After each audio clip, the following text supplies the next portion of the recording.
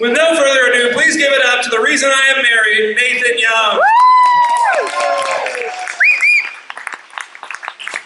All right. Well, that's just crazy because it's like when these guys said, "Hey, come do nerd night," I'm like, "Yeah, that sounds like a lot of fun." Like, should I like prepare something interactive? Like, what am I gonna do? And I didn't know I was gonna be following fires and nights and stuff like that. And I'd be like, "Oh, we're gonna talk about storytelling." I made a PowerPoint, but I'm gonna try and make this interactive and fun for you guys too. So I'm gonna start this off. I'm gonna tell a story here. Just as it's kind of a silly story that I like to share, but all right. So you guys ever heard of this company? It's called Apple. Yep. Yeah. There's this guy that he ran the company. He used to run the company. His name was Steve Jobs. Remember that? Remember that guy? Okay. And then you guys ever like they had this product that came out? It's called the iPod. You guys remember the iPod?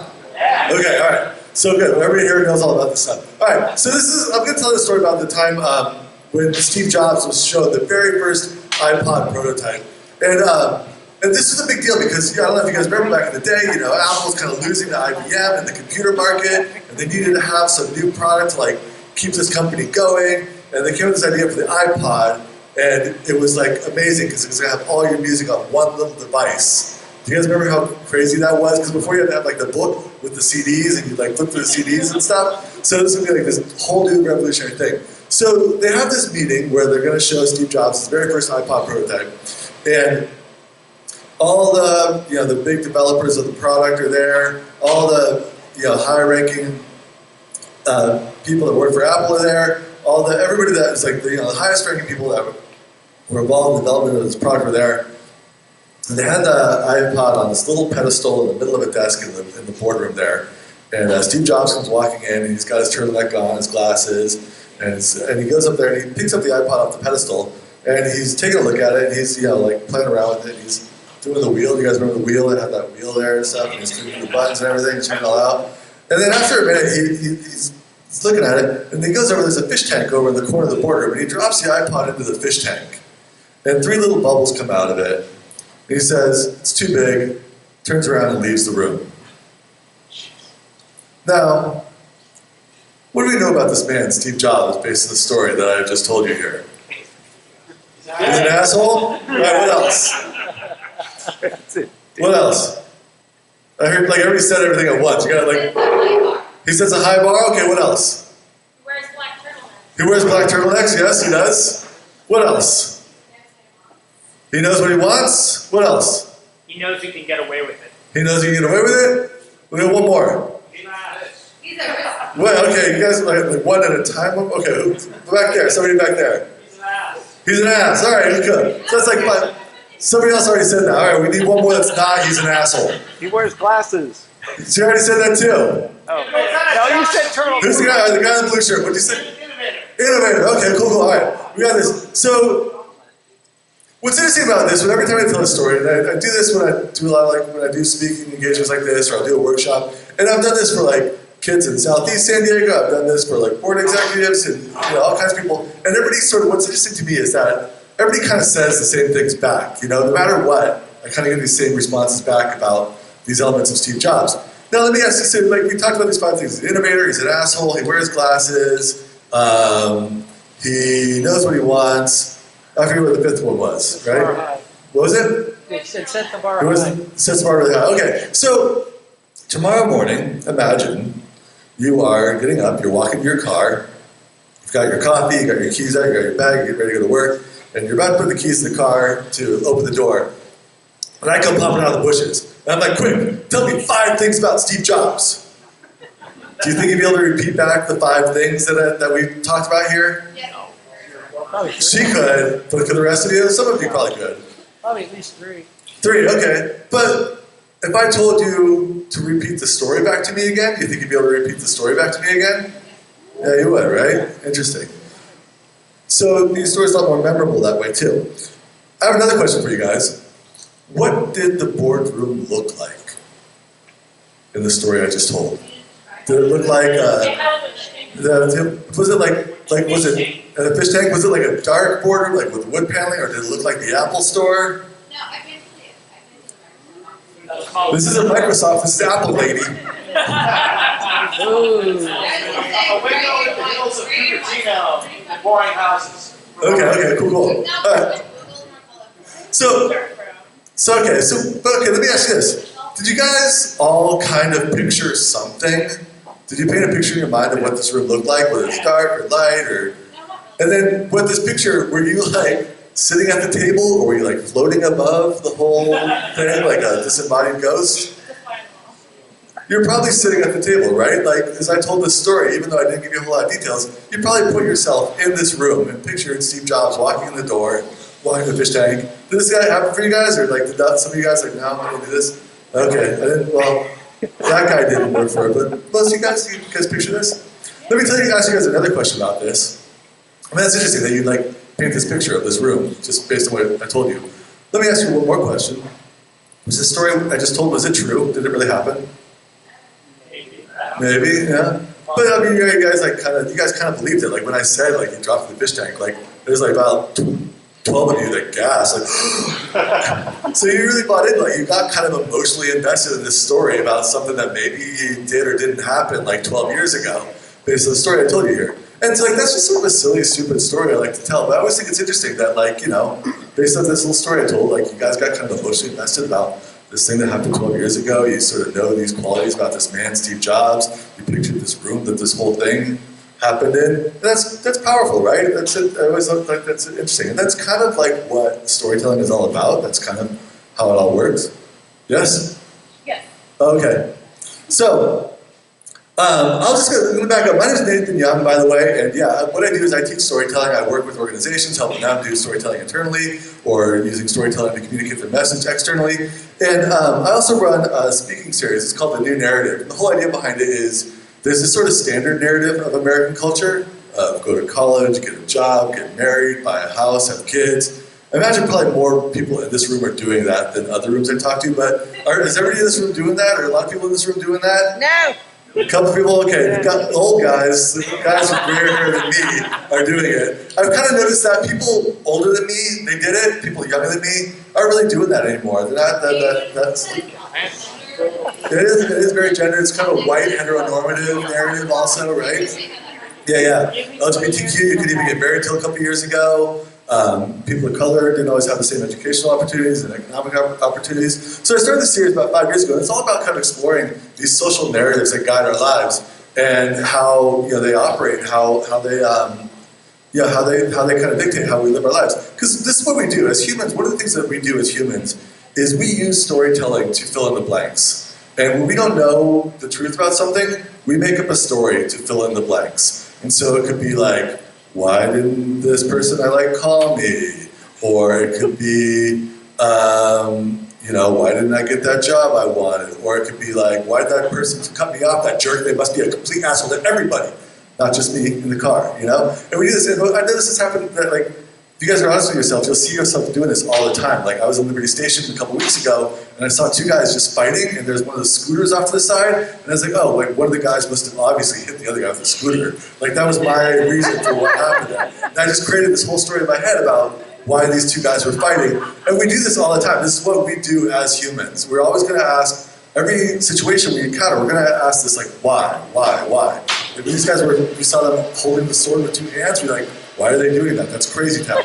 But this is what we do as humans. We ask why, and when we don't have an answer why, we fall back on stories and narratives to fill in those blanks for us. And so if the story we have is that, I am a worthy person, worthy of love, then the reason why that person didn't call you is, well, just, they probably had their own reasons, has nothing to do with me.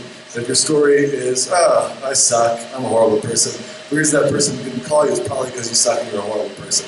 In your head, right? So this is what we do. So I started this event called The New Narrative to kind of explore like how these social narratives work on us on a broader scale. We actually just had our last event a little over a week ago, and the theme for that event was work and money. So how did work and money play in our lives? And this comes up, maybe we'll see. Okay, that's Jamal Russell Black. He told a story about growing up poor in Sonoma, and one of the only black kids at his school, about how it made him really feel like he always had to prove himself growing up and living and working in the work that he did. This will come up in a minute, I guess. don't know, well, if it comes up, there's another woman named Giselle Javier. There she is. She told a story about like growing up in an immigrant family and deciding to become an artist and sort of always feeling this sort of sense of guilt towards her parents because of that decision. And this is Kevin Stories. He told a story about basically how he always did the right things in life, but then he had a son that got very, very sick, and his company didn't have the insurance that he needed. Suddenly it's like, why did I do all these right things if like the moment I need it the most, it's not working out for me?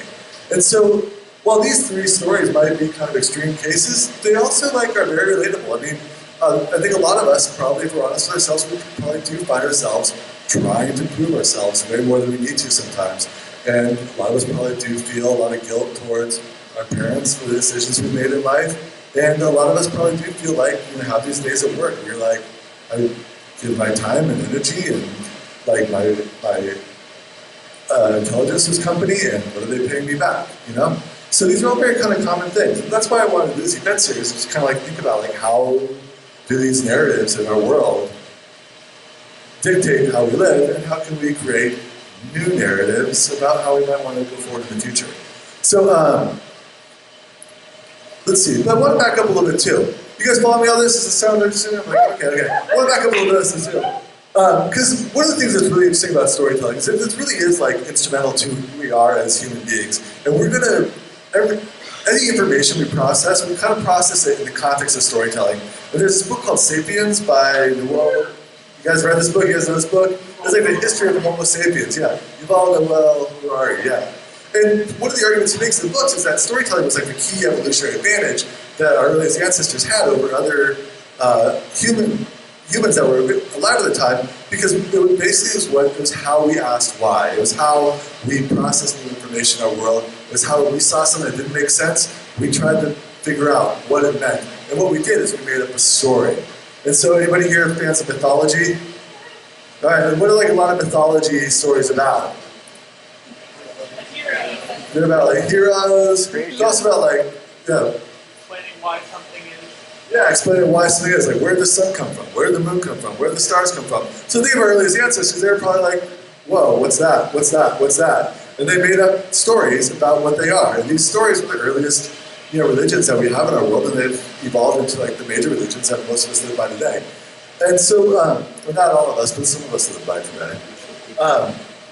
And if you think about it, storytelling is like one of the biggest industries in the world. Religion's all storytelling, movies, TV shows, the news, it's all storytelling, politics is all storytelling. And we do end up with these little narratives about like what the world should be like. And just to give you guys an example, so we all just learned a lot about medieval battles, right? Do you guys learn a lot about medieval battles like 10 minutes ago? Okay. And how is that information going to exist in your mind? It's not going to exist in your mind as these like disembodied pieces of information that like they fought this way. It's going to exist in your mind as like, well, this one time I went to this brewery in Mira Mesa, and there were these two people wearing armor, and they showed us how medieval battles work. Like that's how we store information. We store information through experiences and stories. So, you guys follow me on this? Yeah. All right, cool. So I wanted to kind of give you guys like, just kind of some ideas about like what stories are. And so like you could take this information now and take it to work or take it in your life and think about how stories work. And also like see storytelling happening in our world. Because there's a certain kind of story that we as humans really like. We really like stories presented to us in a certain way. So I'm going to present a couple of storytelling models. You guys ever hear of the hero's journey? Yeah. All right, yeah. And so Joseph Campbell wrote this book called The Hero with a Thousand Faces, about in like the 70s, and he described this thing called the hero's journey, which is sort of like, he called it something like the monomyth is what he called it. And it was basically like all mythology kind of boils down to the same sort of story pattern, and it's what he called the hero's journey, which will come up here in a minute, I guess.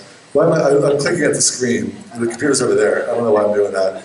But this is the hero's journey. And so basically the idea is like, all right, the hero up there is a call to adventure. They get some kind of aid, and there's like a threshold. They go from the known to the unknown, and they meet some friends. They go to like an abyss or a cave or something where a transformation happens. They learn something new, and then they go back to where they came from with this new information. Does this model of a story look familiar? Have you guys seen this before? Where have you seen this before? Star Wars? Where? Lord of the Rings. Lord of the Rings? Yeah. Homer in the Odyssey. The Odyssey? Where else? Everywhere. Everywhere, right? This is like everywhere. This is like every single story. Like all the Disney princess movies follow this pattern also. You see like the Little Mermaid, she goes from the known under the sea to the unknown above, and she gets these like happy little animal helpers, which all the Disney movies have that too, they have little animal helpers. And what's interesting is, George Lucas, when he wrote Star Wars, he very much like, he knew about this, and he followed this step by step, writing Star Wars. But J.R.R. Tolkien for Lord of the Rings, he didn't, this wasn't really distilled yet. He wrote Lord of the Rings before this came out, and he just sort of interpreted how mythology works and how this storytelling pattern works within mythology, and came up with it on his own for Lord of the Rings, right? So this is like it's kind of fascinating how this works. And he makes an argument that this works for like the Jesus story, the Buddha story, and the story of Muhammad also. Because, a lot of them, they like literally go to caves to get their insight that they take back to the world afterwards. But this is kind of crazy too. Like people get master's degrees in this, and we have I have 3 more minutes, so I'm not going to go too much more into this. But there's another way that this is done, and Hollywood sort of distilled down this other formula for a story.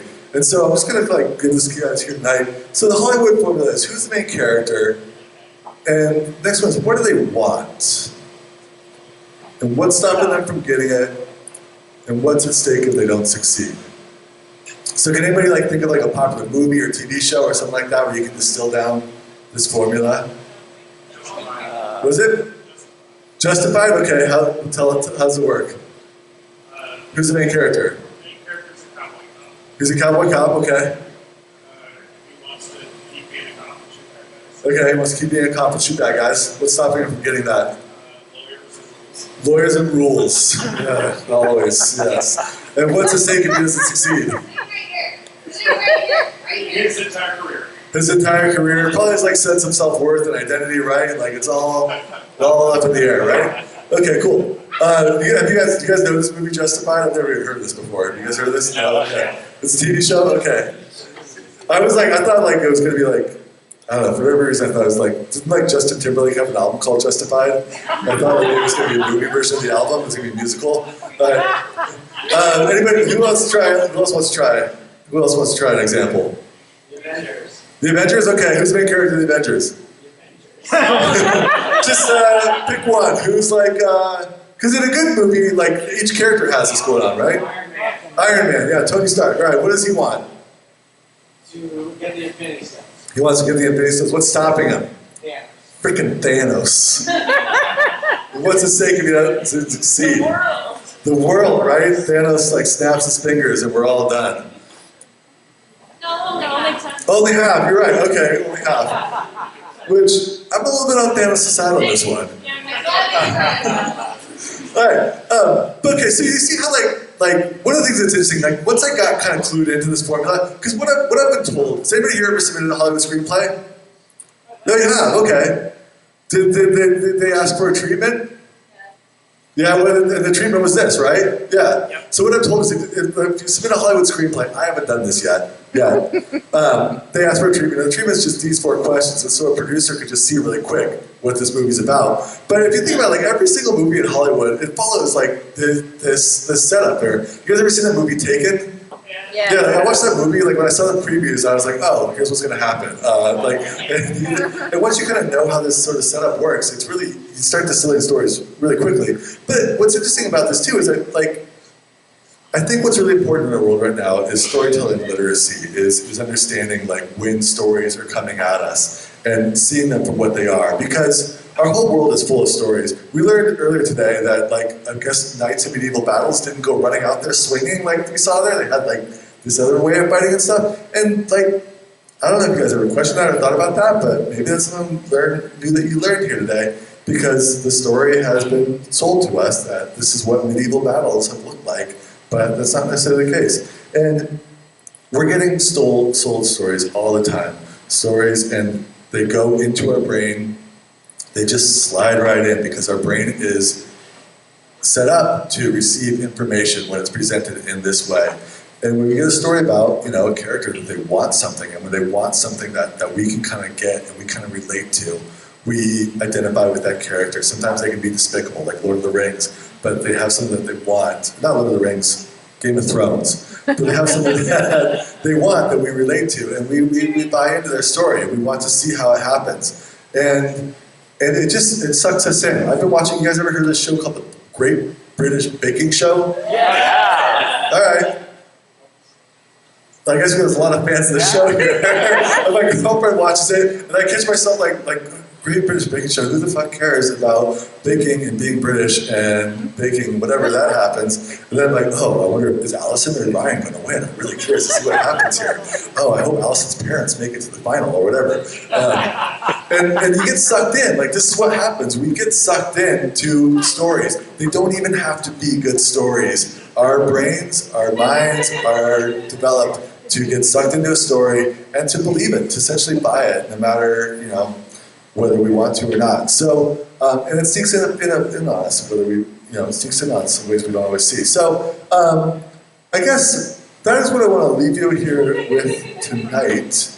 And I hope as you go out, oh wait, one more point. Okay, so here's the other last thing that one of you guys so one of the things that, if you guys want to kind of take your own story and live your own story, and one thing that I always talk about with a lot of people I work with too, as far as how they do public speaking coaching, and one of the things that's hardest for a lot of my clients to deal with is saying that one thing, that what do they want? It's really hard for us sometimes. We sort of don't feel like we deserve it, and we don't feel like it's there for us to have, or we might feel a little bit shy to say what it is. We might feel a little bit vulnerable to say what it is. But then understanding what you want, like that right there, like that's important in life.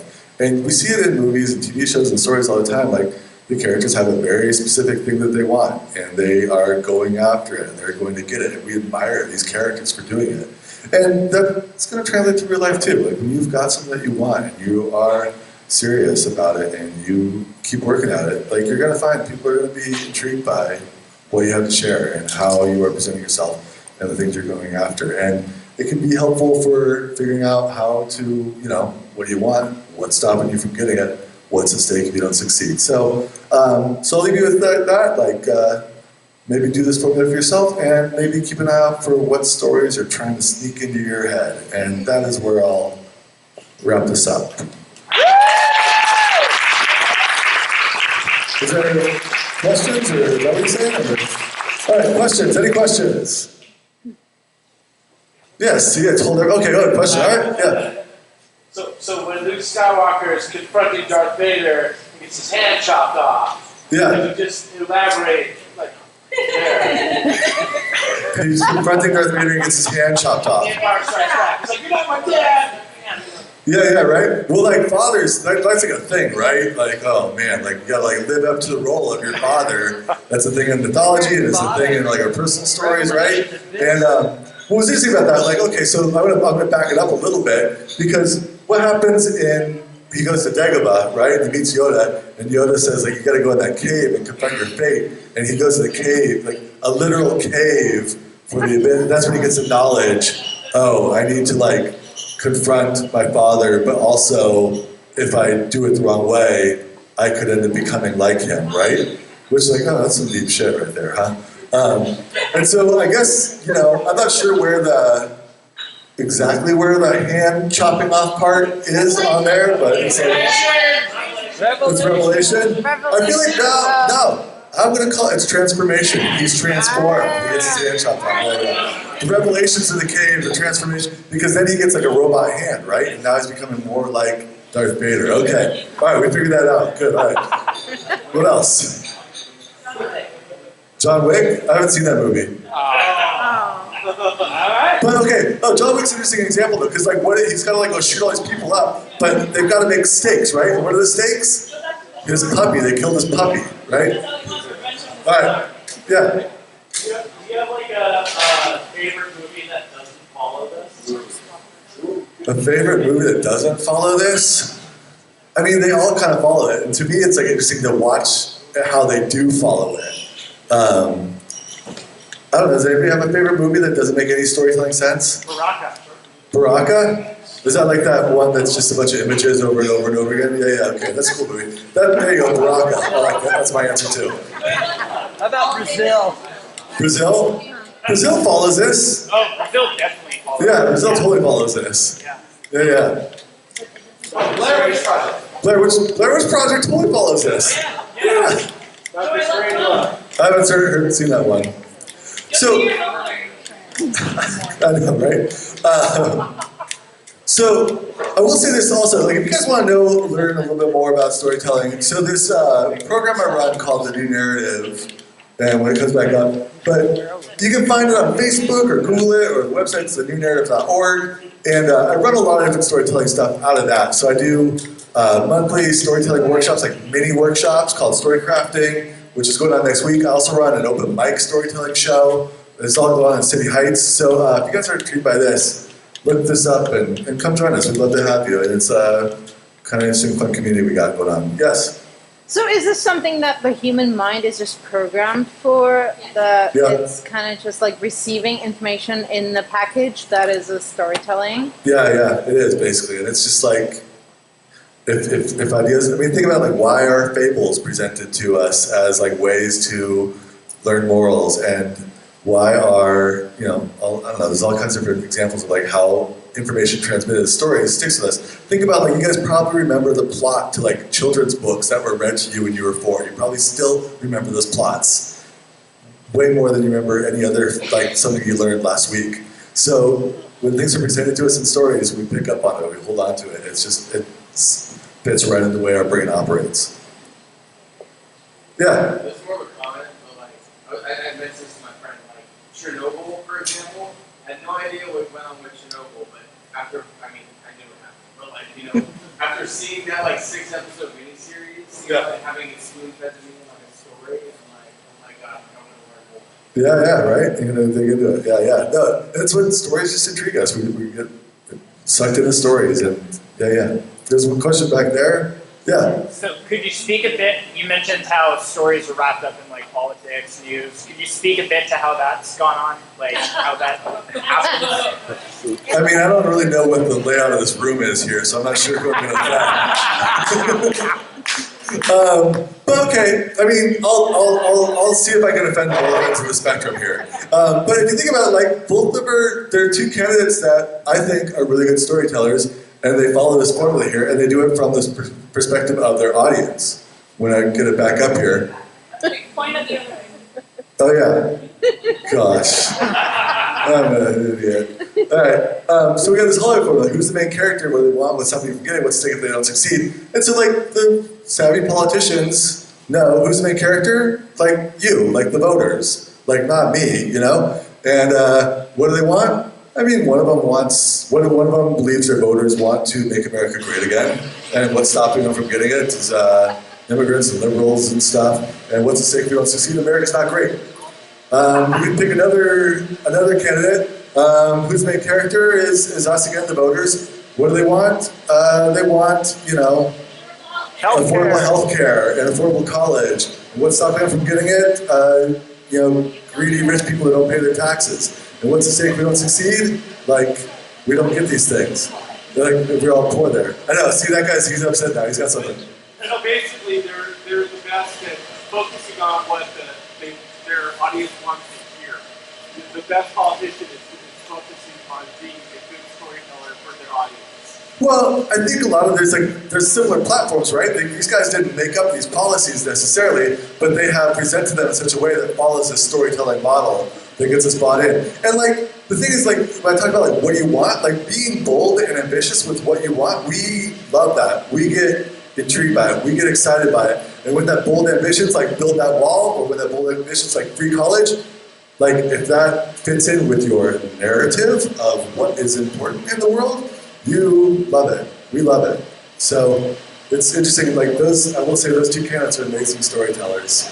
And you can see like they sort of like get their audiences riled up. They get their constituents excited about what they're offering because they're presenting it in this sort of format. Whereas other candidates, they really aren't doing it that well. And they're not getting the same sort of traction. So hopefully that didn't throw too many people off here. Yeah. Okay. One more question? All right, Jen. Just speaking to the point that the gentleman in the back said, kind of in reverse, like in high school, I hated history. And then I took 2 years off and I went to college and I had seen all these movies and TV shows, and I loved his series because I could relate everything he was saying to a movie that I had seen.